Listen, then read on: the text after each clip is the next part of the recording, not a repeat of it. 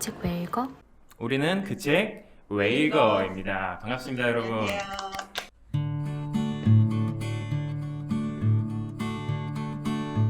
네, 저는 이름은 책대장이라고 하고요. 책을 좋아하고 책에 대해서 이야기하는 거를 즐기기 때문에 이름이 책대장입니다. 네, 안녕하세요. 네. 저는 털주부입니다. 네. 보시면 이름이 왜 그런지는 아시겠죠? 네. 처음처럼 하지 궁금하신 분은 1회부터 네, 보시면 됩니다. 네. 자, 그럼 시작해 보겠습니다. 오늘의 책은 뭔가요? 네, 오늘의 책은 짠! 백석 시집? 네, 정본 백석 시집. 표지가 맞습니다. 다르죠? 네, 저 거가 아마 하나 더 전 거일 네, 거예요. 최근 네. 표지인데요. 최근 페이지인데 뭐가 더 이쁜지는 네, 뭐 사람마다 갈리겠죠? 음. 어떤가요, 여러분들은? 약간 이게 좀 더 현대적으로 뭔가 디자인을 한 것 같고, 요거 같은 경우에는 좀 더 예스러운 느낌이 있는 그런 이제 표지네요. 네네. 네, 출판사는 문학동네에서 나왔고요. 네. 근데 요번에 참 문학동네에서 네. 이것도 이따가 참 말씀을 드리려고 했지만 관련된 장편 소설이 하나 나왔는데 아. 여기 쓰인 표지의 또 백석 시인의 모습은 또 굉장히 많이 다르죠. 그렇죠? 훨씬 더 문학적으로 완성이 된 것 같아요. 그래서 이 얘기도 우리가 이따 한번 같이 나눠보도록 하겠습니다. 그래서 첫 번째 꼭지부터 우리 한번 시작해 볼 텐데요. 네. 첫 번째 꼭지 뭐 아시는 분은 아시겠지만 꼭지 소개 한번 해주시죠. 네, 첫 번째 꼭지는 이 책이 뭐라고라고 하는 그쵸 꼭지입니다. 그래서 이 책이 뭐라고라고 하는 이 꼭지에서는 우리가 저마다의 어떤 뭐 이해한 수준에 맞게 이 책이 어떤 책이다라고 하는 간략한 이제 소개를 하는 책인데요.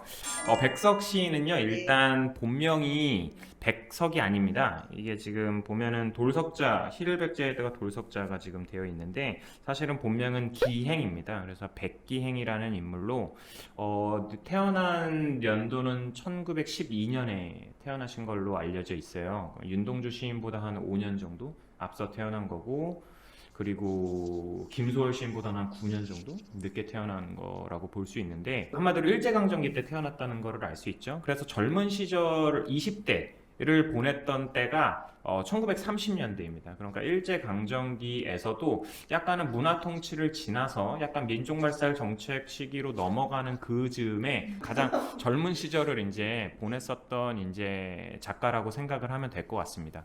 그래서 사실은 살아생전에 출간했었던 그리고 우리에게 그러니까 출간된 채로 이제 알려져 있는 이제 작품은 사슴이라는 시집이 사실은 유일하기는 합니다. 네. 물론 이제 뒤에서 얘기를 하겠지만 북한에서 또 출간한 책이 있다고는 동시집인가요? 뭐 이런 게 있었던 네. 것 같은데 근데 우리한테 어쨌든 알려져 있는 거는 사슴이라는 시집. 근데 그 사슴이라는 시집은 이제 일제강점기 때 출간이 됐는데 1936년에 이제 출간이 됐는데 이미 그때에도 굉장히 많은 인기를 끌었었던 이제 작품이고 그래서 뭐 조선일보사 같은 데서 2년 정도 근무를 하고 나서는 사실은 이곳저곳을 떠돌면서 이제 여행을 하며 시지작을 이제 하기도 하고 했었던 그런 인물입니다. 그런데 우리나라에 소개된 거는 사실 굉장히 늦게 소개가 됐어요. 처음 소개됐던 게 아마 책으로 출간됐던 거는 아마 89년인가 뭐 이랬던 걸로 알고 있어요. 근데 본격적으로 이제 그 말하자면 뭐 교과서에 이제 수록이 된다든지 아예 이제 해금이 조금 풀려가지고 정식적으로 소개가 됐던 것 같은 경우에는 90년대에 소개가 됐던 거죠. 그래서 도대체 왜 이렇게나 긴 시간 동안 소개가 안 됐느냐? 아까 전에 잠깐 제가 힌트를 드렸습니다만 북한에 남게 된 어떤 시인이기 때문에 그렇습니다. 그런데 사실은 뭐 다른 어떤 인물 예를 들자면 사회주의 사상을 굉장히 신봉해서 남한에 원래 이 고향을 두고 본을 두고 있는데도 불구하고 북한으로 넘어간 이제 작가들도 있습니다만 근데 백석 시인 같은 경우에는 그런 경우가 아닙니다. 사실은 고향 자체가 평안북도 출신이기 때문에 사실은 고향과 가족과 그리고 그 당시 또 제일 친했었던 친구 허준이라고 하는 친구도 그 사람이야말로 사실은 월북한 인물이라고 볼 수 있겠죠. 다 이제 북한으로 넘어간 상태였기 때문에 자연스럽게 그냥 북한에 남게 된 그래서 사실은 뭐라고 할까요? 월북이 아니라 그냥 제북이라고 해야 네, 될까요? 제북. 네, 그렇죠. 제북 작가라고 우리가 얘기할 수 있을 것 같습니다. 오로지 그 이유 때문에 사실은 우리나라의 소개가 굉장히 늦었는데 사실은 이건 되게 좀 바보 같은 역사 현장면인 것 같아요. 그래도 어쨌든 늦게나마 우리에게 이렇게 소개가 되어서 참 다행인 그런 이제 시인이고, 시의 어떤 특징 같은 것들을 간략하게만 소개를 드리자면은 굉장히 방언을 굉장히 잘 구사했었던, 평안북도 방언을 굉장히 시 속에서 잘 구사를 해서 언어적으로도 굉장히 의미가 있는 그런 시를 많이 남기기도 했고, 굉장히 이미지적이고 감각적인 어떤 그 표현들을 통해서 현대 시에 굉장히 지대한 영향을 미친 인물이기도 합니다. 그래서 많은 시인들이 사실은 사랑하는 시인들의 시인이기도 한 그런 이제 인물이 백석 작가입니다. 지금 인물 소개는 음. 잘해주셨고 뒤에서 또 얘기를 우리가 할 건데 네. 저는 책머리에 보다가 또 감동받았어요. 그렇죠. 책머리에 보고 감동받기가 쉽지 않습니다. 네. 근데 저 항상 이거 읽는데 이게 이제 정확히 말하면 이 책으로 말할 것 같으면 이제 1935년부터 48년까지 발표한 작품들을 검토해서 정본과 원본을 확립했다 이렇게 나와 있는데 아까 털주부님이 늦게 소개돼서 뭐 그런 거 아쉽다고 했는데 이제 소개가 안 될 수가 없는 그런 시인 거죠. 그 사람들이 너무나 좋아하고 그래서 그런 노력이 있었기 때문에 이제 소개가 된 것 같은데, 근데 저는 여기서 어디에 감동을 받았냐면 이분이 백석 시인의 시가 워낙 번역이 막 다양하게 중구난방 소개가 되다 보니까 이거를 이제 정리를 하신 것 같은데, 그 과정에서 원본 잡지가 이제 대학들에 막 있을 거 아니에요. 대학교 도서관에 있는데 그런 만약에 대학교 도서관에 세 군데의 잡지가 있으면 그거를 비교해서 작품의 원형을 찾고, 또 종이가 낡아서 글자를 모르겠으면 그 잡지에 실린 다른 글자랑 일일이 대조를 해서 찾아냈다는 이 구절을 보고 정말 이렇게 정성 들여서 이런 책을 낸 거구나. 그래서 우리가 이렇게 정본을 읽을 수가 있게 됐구나. 이제 그런 생각이 들면서 좀 감동적이었죠. 맞습니다. 그래서 여기에 이렇게 시가 있고 이렇게 엄청난 방언들 정말 대단하죠. 이런 게 다 실려 있습니다. 전 그 부분도 너무 좋았어요. 네. 그 교수님께서 직접 이제 말하자면 백석 시인의 그 시 세계에 대해서 분석한 그 내용도 네. 정말 꼭 한번 읽어보면 좋을 네. 만한, 정말 소중하게 여기는 네. 그 마음이 막 네. 떠오르기도 하고 네. 어떤 학자적인 진지한 자세 같은 맞아. 것들도 너무 떠오르기도 해서 굉장히 감동적이었어요. 네. 진짜로. 그래서 이거 하나를 이렇게 음. 읽게 된 어떤 그런 감사함이 좀 있죠. 맞아요. 그래서 저는 이 책머리에서는 이 부분, 백석은 평안방언 외에 다른 지역 언어들도 사용했고 고어를 살려 쓰거나 말을 새로 만들어 쓰기도 했으며 사전에서 잠자고 있는 아름다운 표준어들을 사용하기도 했다. 어떻게 그렇게 하지? 이렇게 되게 뭐라고 하죠? 약간은 건조한 듯한 문장에서도 약간 애정이 저는 네. 느껴지는 것 같아요. 구구절절. 그렇지 않아요? 네. 그게 그래서 백석을 사랑하는 사람이 진짜 많다는 생각을 저는 백석이라고 하는 그 시인과 시에 대해서 알게 되면 알게 될수록 많이 발견하게 되는 것 같아요. 그런 사람들을. 그래서 먼저 읽지 마시고 앞에 네. 시를 충분히 음미하시고 읽으셔도 될 것 같습니다. 맞습니다. 자, 그럼 책 소개부터 한번 해볼까요? 제가 먼저 하나요? 네네, 한번. 그렇군요. 일단 이 책이 뭐라고 하는데 제가 여기 적어봤습니다. 언어의 파격과 자유분방함을 홀로 즐길 줄 알았던 백석. 시인들이 사랑한 시인, 한없이 외로웠던 사랑꾼. 정말 압축적으로 잘 쓰셨네요. 아까도 시인들의 시인이라고 해서 네, 느끼는 그쵸. 게 비슷하구나. 맞아요. 저도 그 영화 동주 같은 작품에서도 보면은 실제로 윤동주가 그거 책 나오자마자 정말 소중하게 그걸 다 일일이 손으로 다 필사하는 그 장면을 굳이 넣기도 했었는데, 정말 시인들의 사랑을 받았구나 하는 생각이 들기도 했고. 그래서 그냥 설명을 이어서 붙이자면 이제 이 첫 번째 줄은 언어의 파격과 자유분방함 홀로 즐겼다는 이 말이 이제 시집을 이렇게 시를 읽다 보면 그러니까 언어를 워낙 좋아하잖아. 영어를 워낙 잘하고 러시아어를 막 배우고 맞아요. 언어 자체에 감이 상당했던 것 같아요. 그래서 저도 사실은 이제 시 전문가도 아니고 그렇긴 한데 이 시를 읽다 보면 어떤 틀이라는 게 약간 느껴질 때가 있잖아요. 그러니까 그 운율을 살리고 뭐 리듬을 살리다 보면 또 그게 시에 어떤 또 통통 튀는 운율감을 주기도 하는데 그런 것들이 오히려 좀 격식처럼 느껴져서 운율을 맞추고 근데 이 백석 씨는 읽다 보면 자기 마음대로야. 근데 그거야 기가 막히게 그 시의 어떤 느낌을 살린단 말이에요. 그러니까 이제 산문적인, 저는 약간 산문시 같은 거 좀 좋아하는데 그런 시가 많지가 않잖아요. 네네. 근데 이거는 또 그렇게 또 다른 산문시 같은 느낌도 또 그것도 아니야. 맞아요. 그렇다고 해서 문어체인 거는 아니에요. 아니야. 분명히 시인데 시를 막 이렇게 쓰는데 그 만약에 뭐 어떤 시골에 음식 요리를 해먹는 장면이다. 그럼 또 그거를 맞게끔 어휘를 쫙 배열해서 그렇게 쓰는데 또 딸랑 두행으로 쓴 시들이 있잖아요. 그런 식으로 자신의 어떤 정서를 굉장히 기가 막히게 어떤 언어를 막 가지고 놀면서 이제 정확히 전달한다.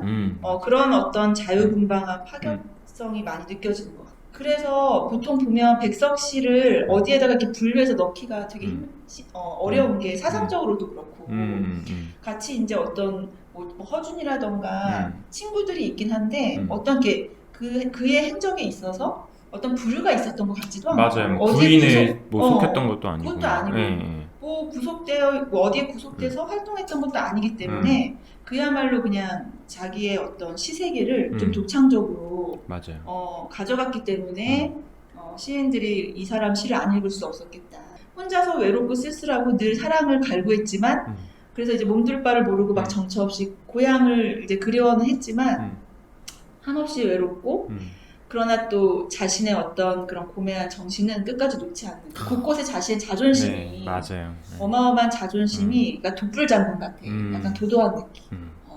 그래서 그런 느낌을 다 그냥 담아서 정리를 해본 거죠. 그렇군요.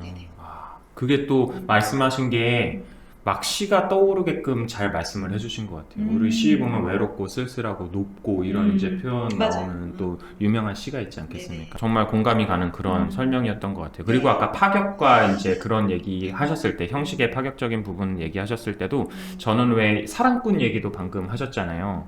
저는 사실은 아예 다르게 이제 쓰기는 했는데 이 책이 뭐라고의 내용을 처음에 떠올렸었던 키워드 중에 뭐가 있었냐면 밀당의 고수 이거를 생각하게 됐어요. 근데 왜 그랬냐면 저 왜 그 말씀하신 거였어요. 어떤 건 두 줄이고 어떤 거는 굉장히 정말 표준어에 가까운 말들만을 써가지고선 정갈하게 정말로 현대시처럼 쓴 게 있고 어떤 거는 막 대상들을 막 나열하는 그러한 산문시 같은 것들도 있고 막 이러는데 전 그게 평소에는 이렇게 고요하고 점잖고 말이 없다가 갑자기 그리운 대상들을 마구 쏟아내기도 하는 그래서 막 이렇게 어떨 때는 꽉 줬다가 어떨 때는 확 풀어서 여백을 주기도 하고 하는 그런 어떤 그 뭐라고 해야 될까요?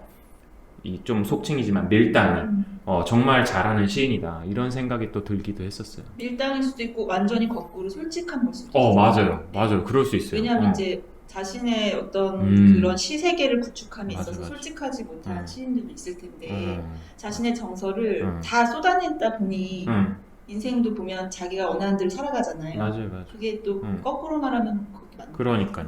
만약에 그 점잖던 사람이 막 그 쏟아내는 막 속사포 랩 같은 막 그 단어들의 나열이 사실은 계획적이고 기획된 거라면은 되게 조금 맛이 안 살 수도 있는데 근데 말씀하신 것처럼 그게 진짜 솔직한 백석이라고 하는 사람의 그리움을 담고 있다면은 그렇다면은 더욱더 사람들의 마음을 울릴 수 있었을 것 같고 그래서 또 울렸던 것 같기도 해요 사실은. 대장님과는 또 전혀 또 다른 결로 저는 처음에 이제 그렇게 문장식으로 쓰다가 아니야 우리는 요번에 시집이니까 시 써온 거 아니죠? 시를 썼죠. 그렇습니다. 하지만 그냥 제가 준비를 생 오리지널로 쓰기에는 너무 제가 아직 소양이 없기 때문에 오마주 존경의 마음을 담은 패러디. 알겠어요. 네, 존경의 마음을 담은 패러디를 하나. 들어보겠습니다. 네. 편집자에게는 아름다운 음악가라 달라고. 꽃잎 같은 거 흩날려 줄 수 있나요? 자, 시작해 보겠습니다. 진지하게. 네.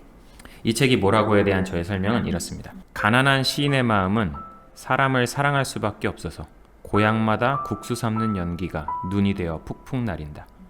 맞잡은 손에는 정주성도, 통영도, 여운한골도, 북관도 모두 있어 눈이 푹푹 쌓이는 밤이라도 흰 당나귀 타고 더러운 세상 같은 건 버리고 떠나고도 싶지만 더러운 세상에도 흰 양이 있고 흰 양을 세는 아이들이 있다. 눈은 푹푹 나리고 가난한 시인은 나를 사랑해서 언제까지고 흰 당나귀는 모닥불을 쬐며 응앙응앙 울을 것이다. 이렇게 정리했습니다. 그야말로 이제 우리 백석 시에 나오는 어떤 곳곳에 숨어있는 핵심 키워드 맞습니다. 모아서 굉장히 잘 종합적으로 써주셔가지고 아마 이거 괜찮아요. 읽으신 분들은 다 고개 끄덕끄덕 하실 거예요. 정말요? 네. 그러기를 바랐어요, 사실. 네, 너무 잘 썼어요. 그래서 이 제가 사랑하는 이 백석 시인의 시 제목들을 다 담을 수는 없었지만 가능한 한 최대한 이제 담아가면서 어떤 백석 시인의 어떤 마음과 그리고 전달된 어떤 저희한테 전달된 마음 같은 것들을 담아보려고 했는데 백석 시인을 사랑하는 분들에게 어떻게 다가갔는지 잘 모르겠어요. 이게 저놈이 건방지게라고 했을 수도 있을 것 같고 네, 모쪼록 좋게 봐주셨으면 좋겠네요. 네, 뭐 우리 털주부님이야 워낙 백석 씨는 사랑하신 것 같고 정말 너무 좋아하죠. 네. 저는 사실은 약간 썸 타는 단계? 별빛이 내린다.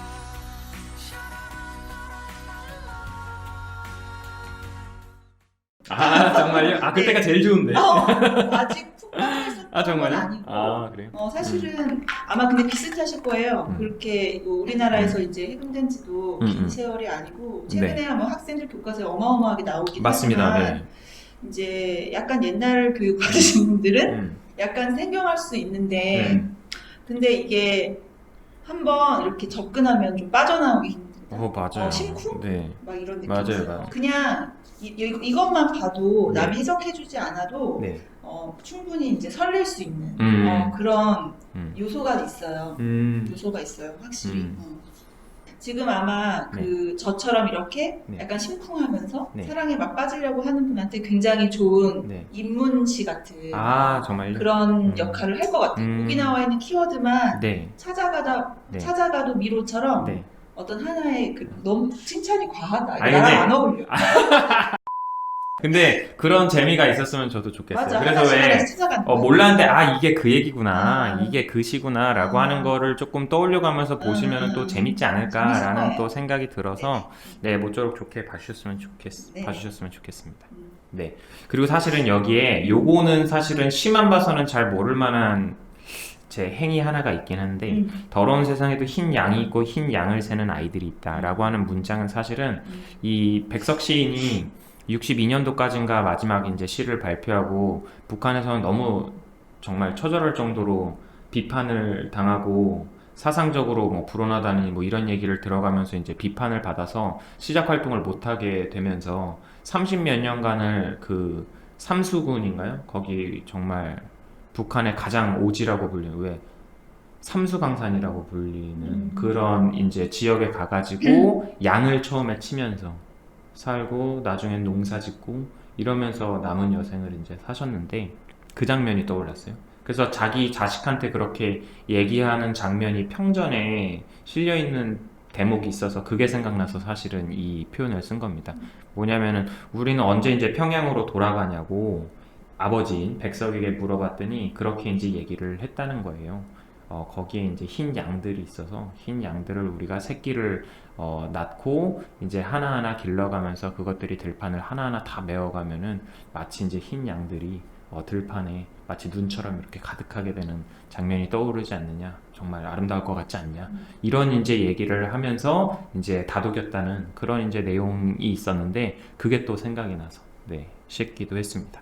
그래서 사실은 백석 시인과 관련해서는 얘기할 인생에 대해서도 얘기할 게 너무나 사실은 많고 사회적으로 할 얘기도 많은데 그건 우리 나중에 꼭지 세 번째로 가서 좀 더 이제 얘기해 보기로 하고요. 자연스럽게 우리 두 번째 꼭지로 넘어가 보도록 할까요?